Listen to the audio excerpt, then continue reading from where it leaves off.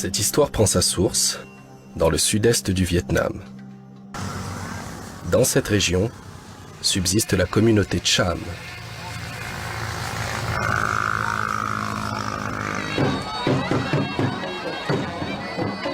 Les Cham descendent du Champa, un grand royaume annexé par le Vietnam au milieu du XIXe siècle. Aujourd'hui, les Cham sont l'une des 53 ethnies minoritaires du Vietnam.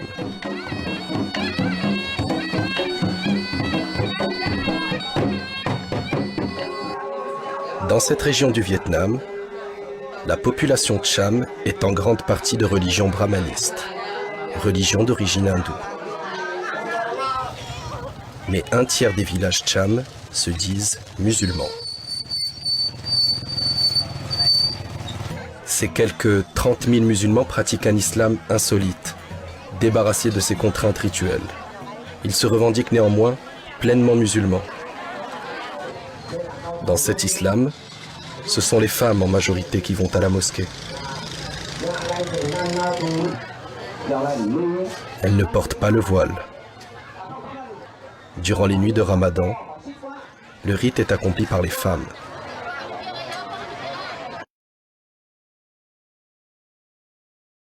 Au XVIIe siècle, le roi Poromé décide de mettre fin au conflit religieux entre brahmanistes et musulmans. Pour les réconcilier, la tradition rapporte que Poromé les a contraints à accepter leurs divinités respectives. Il crée ainsi un nouveau Champa, reposant sur la complémentarité des deux religions.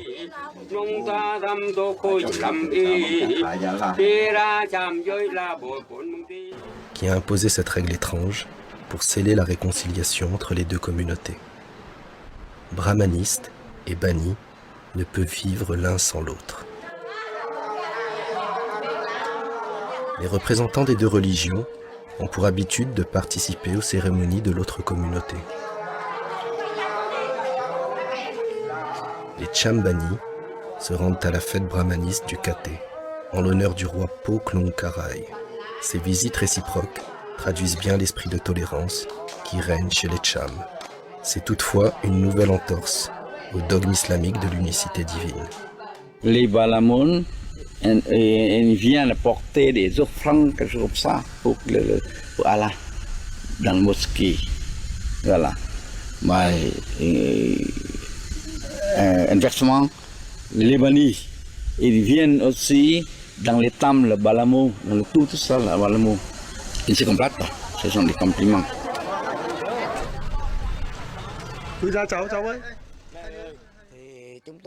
Nous sommes Cham et nous plaçons notre identité Cham au-dessus de tout. Qu'on le veuille ou non, nous sommes et nous restons Cham. Nous sommes des Cham qui suivent l'islam, et non l'islam dans lequel on y mettrait la culture Cham. C'est pour ça que, entre nous et les brahmanistes, la seule différence réside dans le système de croyance.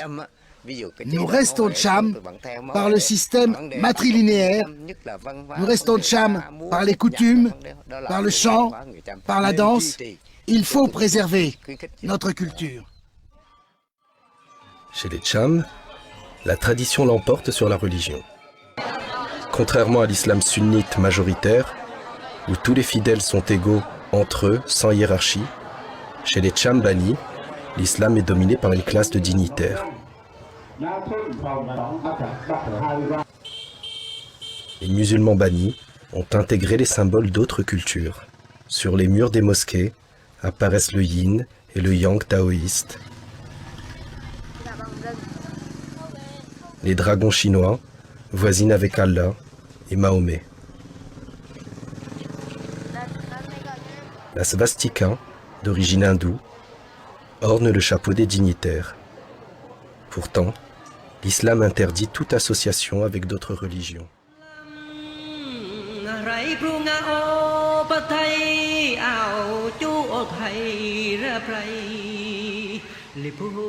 L'assimilation de ces symboles est liée à l'histoire du Champa, carrefour, depuis toujours, entre les civilisations indiennes, chinoises, cambodgiennes et vietnamiennes.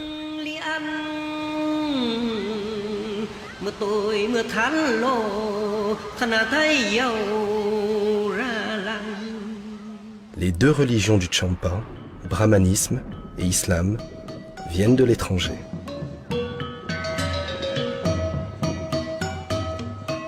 Alors que l'islam a commencé à se répandre au XVIe siècle, le brahmanisme, d'origine indienne, y est arrivé au VIIe siècle.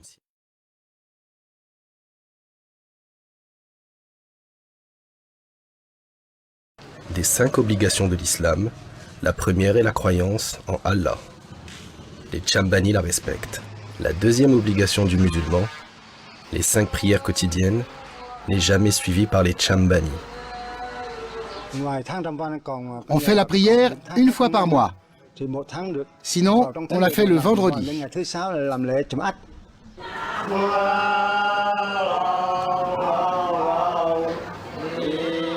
L'appel à la prière des Cham n'a rien de commun avec celui du muezzin classique.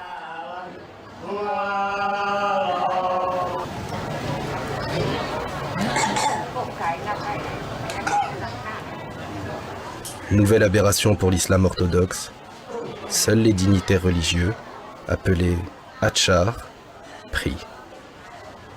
Ils le font à la place des fidèles, et de manière peu orthodoxe.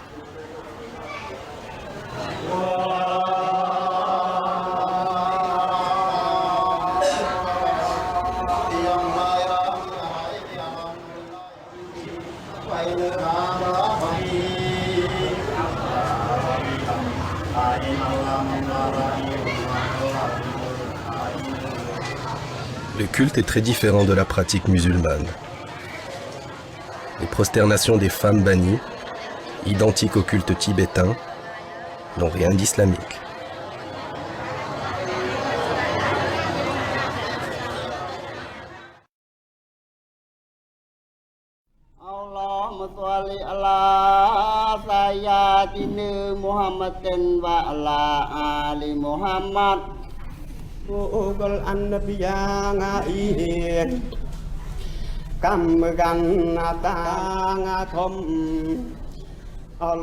Le prêcheur du vendredi lit un manuscrit écrit dans un arabe déformé, que personne ne comprend plus.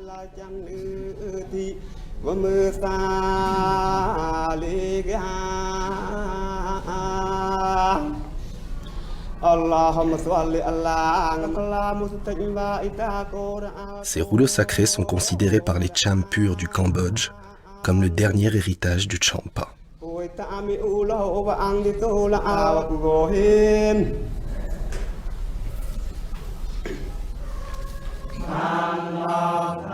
Le zikir, commémoration du nom de Dieu après la prière, est ici psalmodié avec une mélodie qui n'existe nulle part ailleurs dans le monde musulman.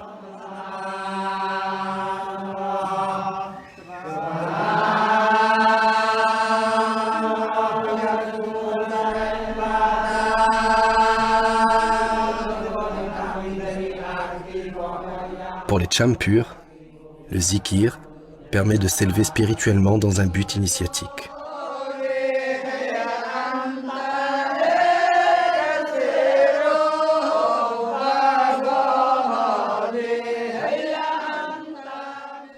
Les mosquées bannies sont fermées tous les jours, sauf pendant le mois de Ramadan.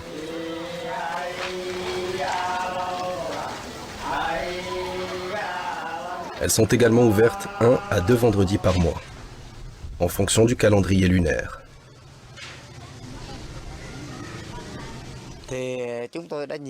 Nous avons plusieurs fois rencontré les patriarches bannis pour leur rappeler le devoir des 5 prières par jour. Mais ils ne les font pas. De même, il faudrait ouvrir la mosquée le vendredi. Car pour l'islam international, le vendredi, c'est le jour de la grande fête. Et eux ne l'ouvrent qu'une fois par mois. Seuls les dignitaires accomplissent le ramadan, 3e obligation de l'islam. Pendant tout le mois, les dignitaires s'enferment dans la mosquée pour jeûner. prier et dormir. Chacun possède sa théière, son crachoir, son nécessaire à chiquer. Seuls les dignitaires pratiquent le jeûne, afin de racheter les fautes commises par la communauté. Comme la prière, le jeûne est épargné aux fidèles. Ces dignitaires attendent la fin du jeûne, marqué par les battements de tambour, selon un rite propre au Cham Bani.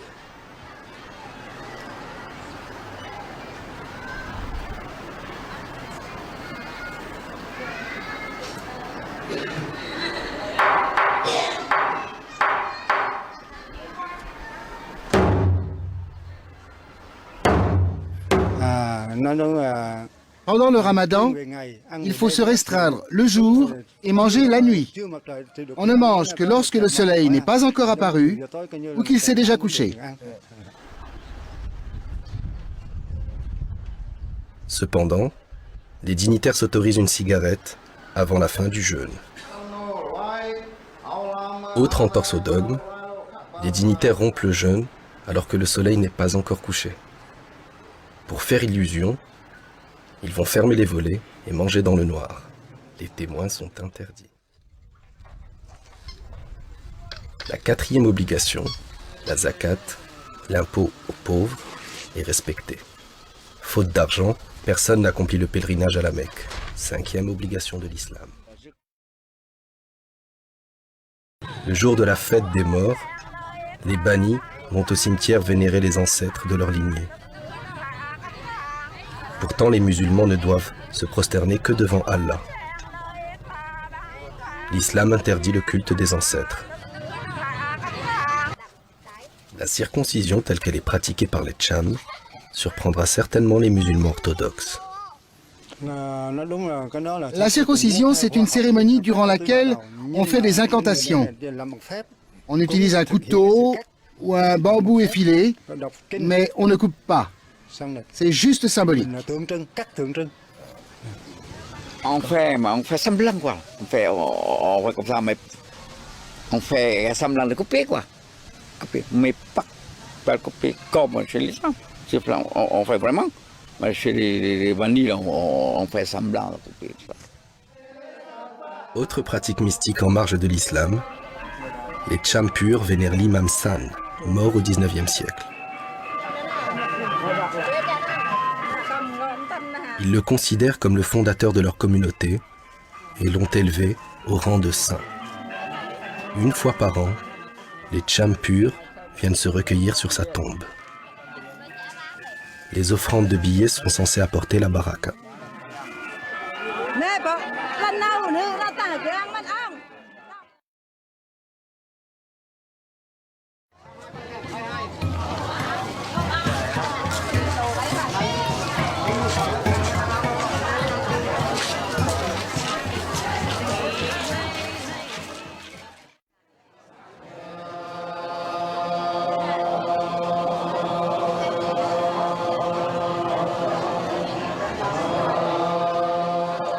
Cette cérémonie bannie est calquée sur les rites brahmanistes.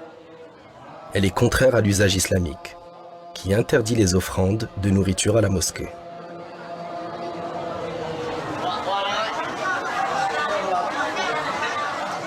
Ces plateaux sont ensuite rendus aux femmes qui les remportent pour les consommer en famille.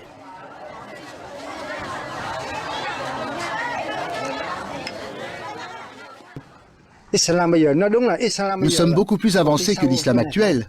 Nous avons plus de droits, nous sommes plus libres, mais c'est le même islam.